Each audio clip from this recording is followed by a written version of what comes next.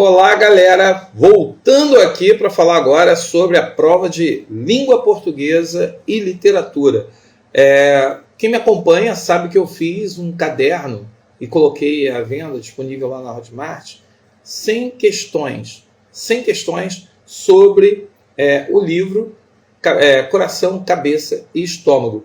Eu disponibilizei essas 100 questões e vocês poderem ir com um gabarito comentado.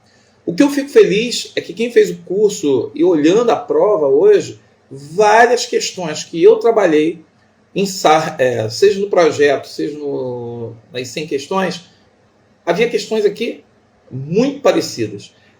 Quem teve muito aluno ontem na aula entrou perguntando sobre o livro Coração, Cabeça e Estômago, e eu procurei mostrar para o pessoal o seguinte, falei, ó, galera, amanhã foca, eles vão te dar fragmento do texto, e esse fragmento de texto, eles vão fazer perguntas sobre o significado de algumas passagens, de alguns trechos, eles vão fazer perguntas específicas e, posteriormente, eles vão pedir que você responda aquelas questões. Só falei, ó, toma cuidado com a questão dos verbos de comando. Por que isso? Poxa, a prova vale 40 pontos. Cada questão se vale 4 pontos. Então, você tinha que responder os verbos de comando para não ter problema.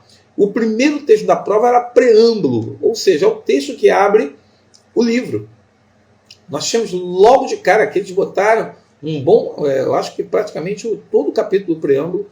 E aí a primeira questão é uma questão que a abordagem inicial, quando a gente fala do livro, a primeira coisa que a gente fala são sobre os narradores. Quem são os narradores? Aí você sabe que você tem um narrador que é o editor, seria o Camilo Castelo Branco, na vida real, mas seria, no caso, o editor, que, no caso, está... Oi, Cris, grande beijo, saudades.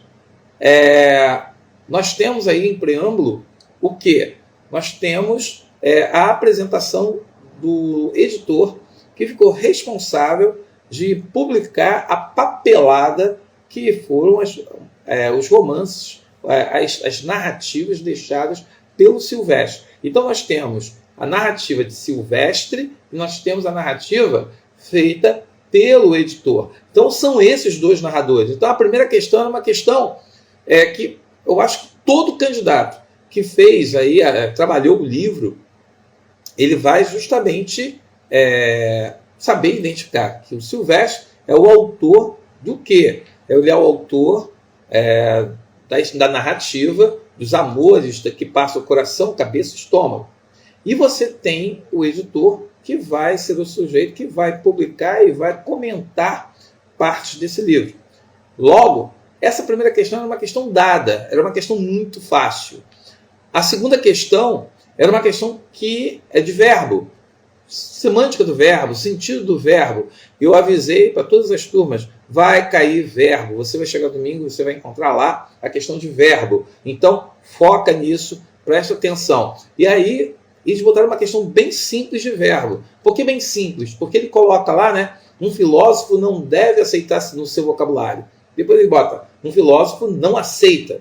E aí ele pede para você observar o auxiliar modal sublinhado no trecho 1, e a reescritura desse trecho em 2, sem o modal. E aí, o que ele pedia aqui? Apresente a diferença de sentido. Olha aí, passa para a questão do sentido, significado. Pessoal, quando você diz que deve haver algo, você está criando uma ideia de obrigação.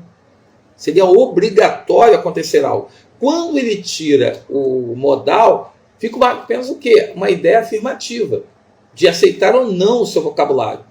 Então, assim, ele, no caso, aqui o verbo era uma questão que você com certeza não teve uma aula por aí, eu duvido que o seu professor, em sala de aula, que preparou você para fazer a prova específica, ele não trabalhou essa questão do verbo modal e o verbo sem o modal. Essa coisa de falar deve, pode fazer, deve haver, isso daí é uma questão que é extremamente trabalhada, principalmente para aula específica. Então, assim, eu acredito que você não tenha tido problema para fazer essa questão. E se mostrou bem simples o enunciado. Então, assim, não era para complicar a tua vida. Questão número 3. passa de novo para uma questão que era obrigatória. Conjunções, semântica das conjunções. Pessoal, com certeza teu professor trabalhou com você muito isso daí. E quando a gente olha, ele tinha botado lá o posto que, né? Você leu o nosso amigo Vinícius, né? Que seja imortal, posto que é chama, mas que seja infinito enquanto dure. Bem, esse posto que aí, ele diz, no fragmento acima, o uso do vocábulo confirma a ideia de que Silvestre apenas sofreu uma metamorfose. Transcreva esse vocábulo. O que é vocábulo aí no caso? É a palavra. E aí, qual é a palavra? Confirma aí. Seria mentira, né? Ele botaram aqui, né? Há 6 meses, posto que os parentes teimam em lhe ter uma lousa sobre o chão, onde os tiraram com esta mentira. Então, a palavra mentira aí seria o vocábulo que ele queria que você transcrevesse.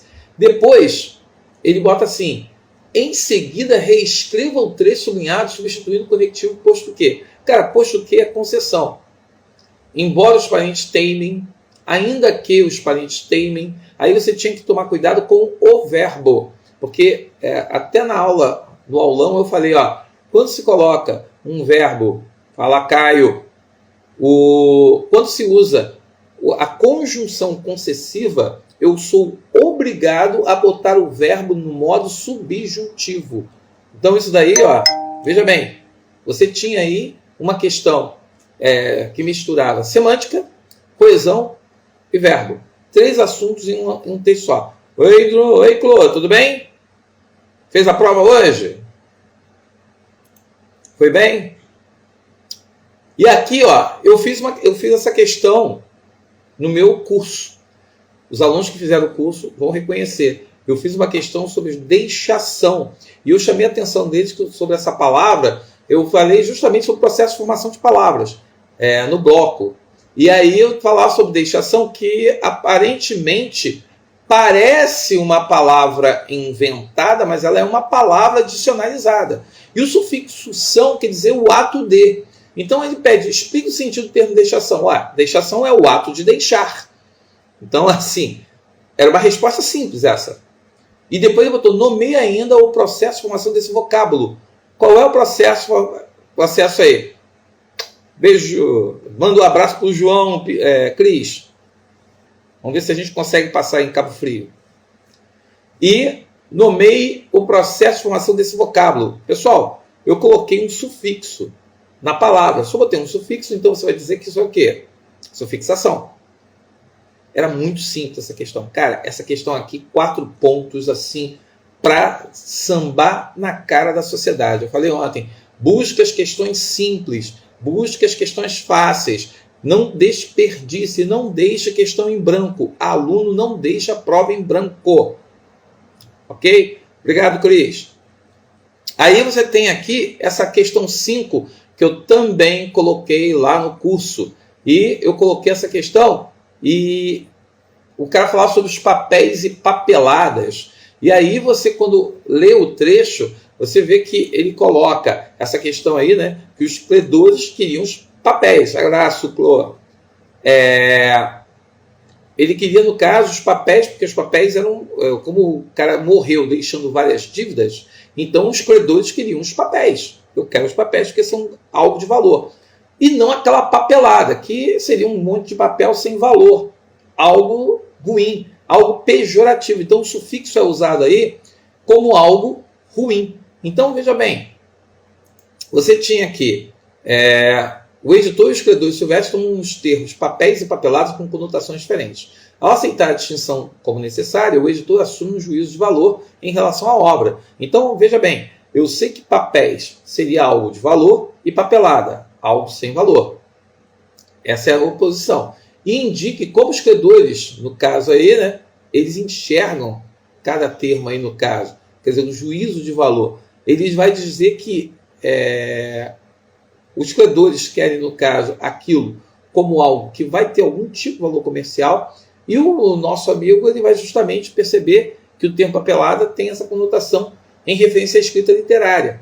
E como juízo de valor, que ele pergunta aqui, né, que é o segundo aí, qual o juízo de valor assumido pelo editor? O editor, ele faz várias críticas ao romance Silvestre, dizendo que falta muito para a organização do texto enquanto romance. Então ele desprestigia, ele tira o valor simbólico, o valor literário da obra.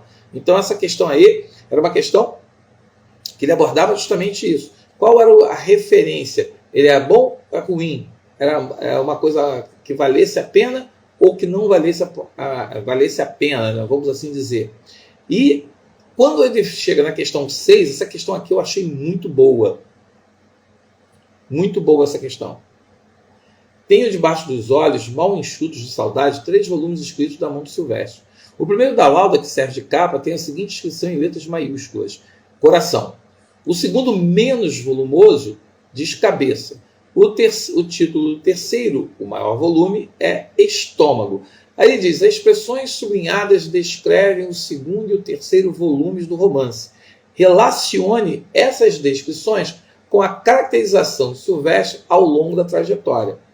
Olha só, cabeça, que é uma metáfora de razão, vamos assim dizer, ou que seria uma coisa racional, objetiva, é menos volumosa, porque se a gente pensar no Silvestre, Silvestre é extremamente romântico, é o cara que dá com burros na água, tudo que ele quer fazer, ele acaba fazendo mal.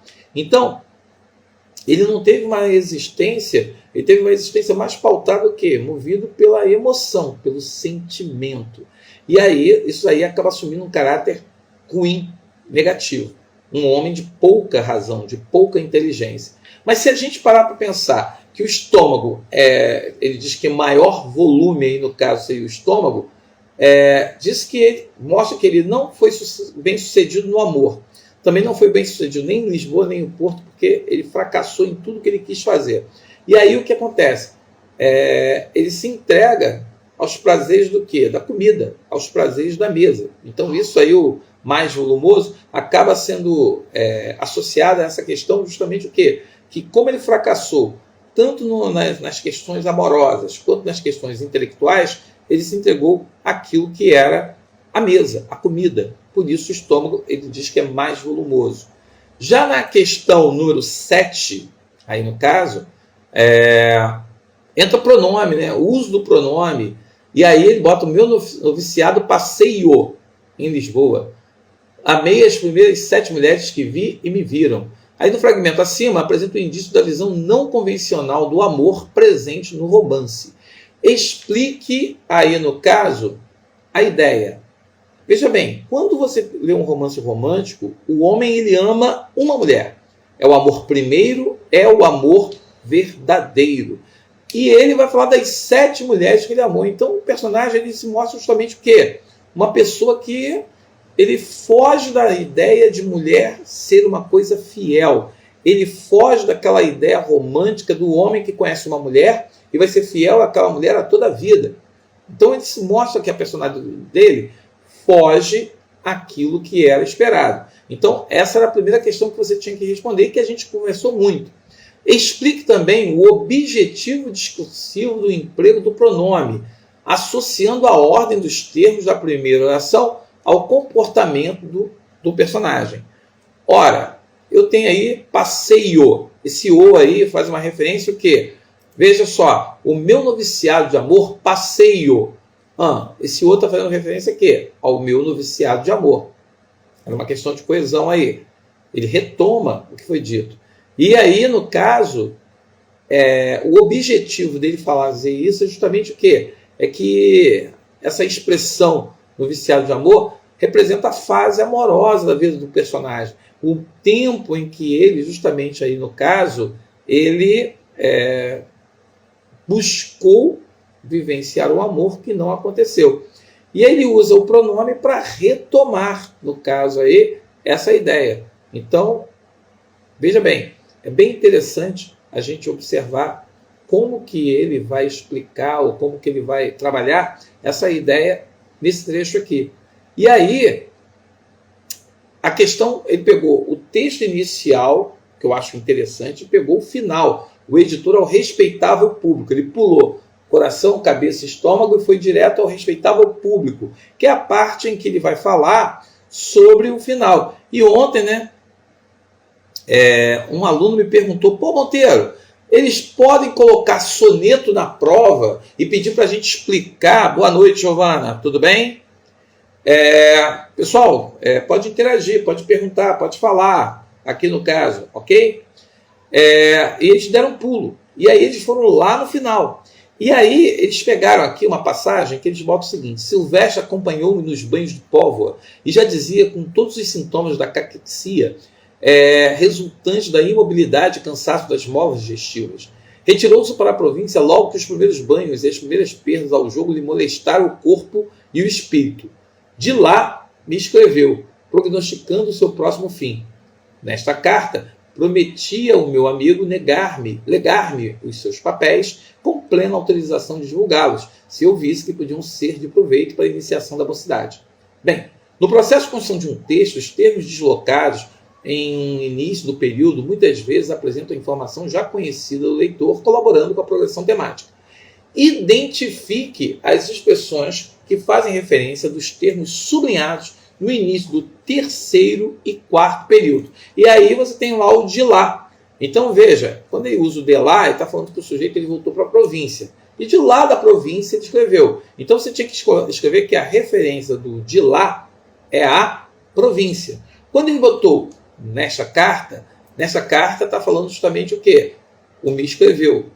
Então aqui no caso você poderia de repente ter uma dificuldade de responder essa questão do nesta carta, porque o nesta dá um momento de presente, uma ideia de algo que ele está fazendo ali, aquela leitura do momento. Mas ele está retomando aí o me escreveu. Então aí seria a questão 8, uma questão que eu acredito que alguns alunos terão dificuldade nessa questão do nesta carta aí. Já a questão 9, a noção de consequência comumente veiculada por meio das conjunções advérbios também podem ser expressas por outras palavras, por outras classes de palavras. Olha aí. Transcreva do fragmento o vocábulo que indica esta noção e também a expressão que representa a consequência. Ora, o vocábulo seria aí no caso, para dar essa ideia, essa noção aí, no caso de consequência, seria resultante, porque toda consequência é um resultado, é um produto. Então, quando ele fala resultante da caquexia e tudo mais, ele está colocando o quê? Ele está usando o vocábulo para poder dar essa ideia, essa noção, que seria do advérbio ou da conjunção. E quando ele pergunta qual é a expressão que dá a noção aí de consequência, ele pede aqui a expressão, então é mais uma palavra. Então você tem que botar aí os sintomas da caquexia, que seria essa preguiça das molas digestoras. Dona Mafê! E na questão 10, aí ele bem vê que o soneto era o da morte. Um grande merecimento tem ele, é ser o último. Olha aqui que comentário sarcástico, irônico, né? No parágrafo final é possível observar o uso da ironia, que constitui todo o romance. Explique a ironia presente nesse parágrafo. Explique também de que maneira os dois pontos contribuem para reforçar o caráter irônico. Ora, a consideração que a gente tem aqui da ironia, a gente pode aqui... ele sempre disse que o Silvestre ele escrevia textos ruins porque ele lia textos ruins. Como ele lia maus autores, ele fazia o quê? Textos ruins. Então uma coisa era produto de outra. A gente discutiu isso no romance. E aí o que acontece?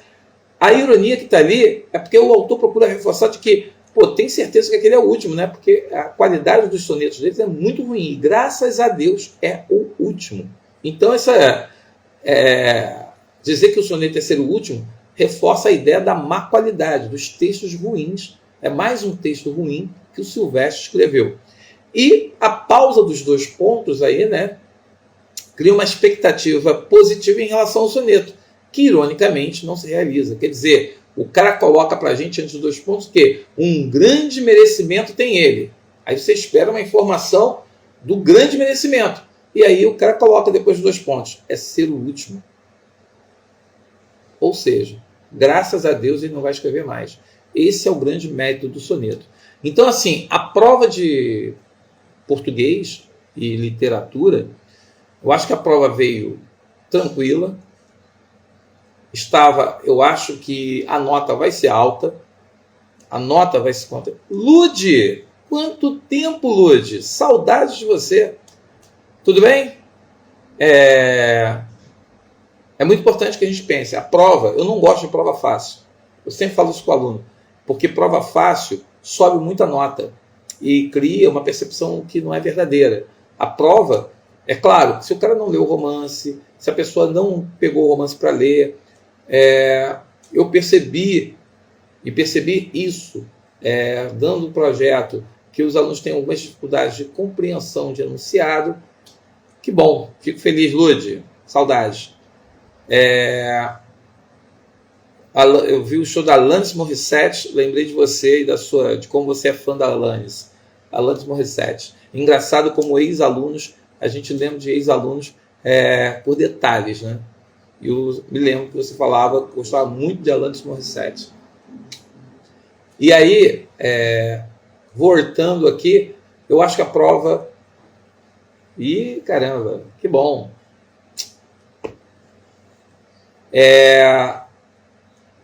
Só para completar aqui, pessoal, quem não sabe, a Lud foi minha aluna, sei lá, há 15 anos.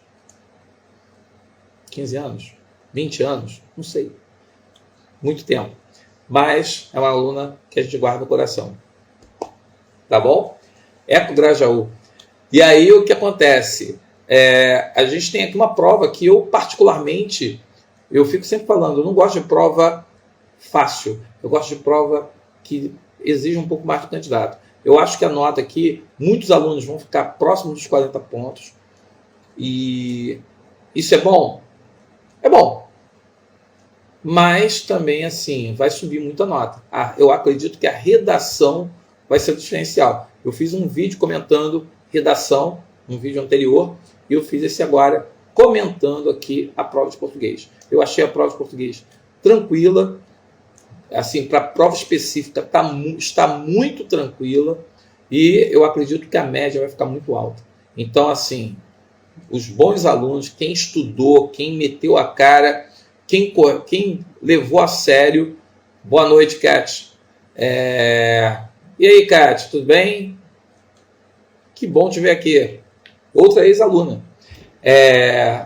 Eu espero que vocês tenham, assim, vocês alunos tenham ido bem. E quem quiser, no caso, bater papo, conversar, me segue aqui no Instagram, me siga lá no YouTube e a gente vai conversando e a gente vai trocando. Gravei esse vídeo agora porque eu só consegui parar de trabalhar agora. Então, por isso que eu fiz esse vídeo agora.